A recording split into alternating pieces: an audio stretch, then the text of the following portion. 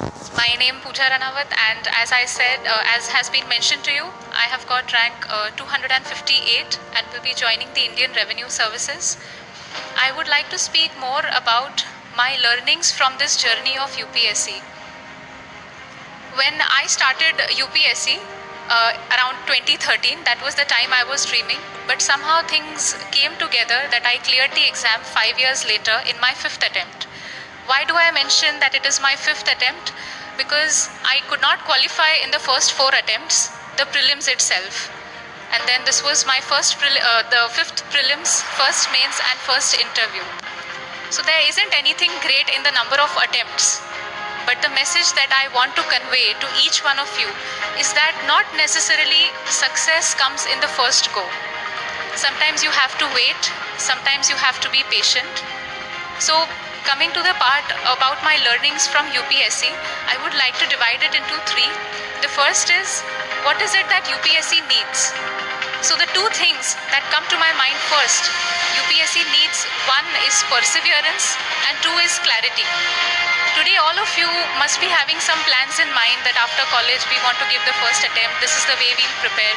So, two things that I want to highlight is you have a very clear vision and a very clear strategy in your mind when you decide to do UPSC. And second, very important along with this, is that you start with the belief of perseverance, that whatever it is, I will crack the exam. Because this exam takes a lot of time, it tests you at every level, psychologically, physically, mentally, and even personally. So I think it is best that you are perseverant. The two things that I feel are needed as an aspirant. So what do you develop right now? Besides all the academic syllabus that is told to you and all the strategies which are available on websites, I would say each one of you must go for cultivating skill sets. That is what I realized in so many years. Once you start studying, your skill sets in different areas, they help you approach and study better. Second is, in all this phase, do not forget to mold your personality. Studying again and again in that rigorous process, what is lost is exploring ourselves, exploring our own talents. So I think the importance of exploring different co-curricular activities while you are preparing is equally important.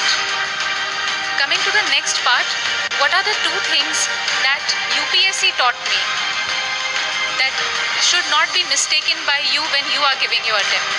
First is, you believe in your dreams. Even if someone tells you that you are not meant for this field or you are not able to clear the exam and that is why you are not meant to be here, you do not listen to them. You work hard, you believe in your dreams even if someone else doesn't. And the second thing that I'd like to mention is you go for inspiration and not imitation. Today, when each one of us stands here and shares with you his or her strategy and their experiences, you don't need to have the same kind of experiences. You decide your own strategy, your own way, your own journey. Each one's journey is unique.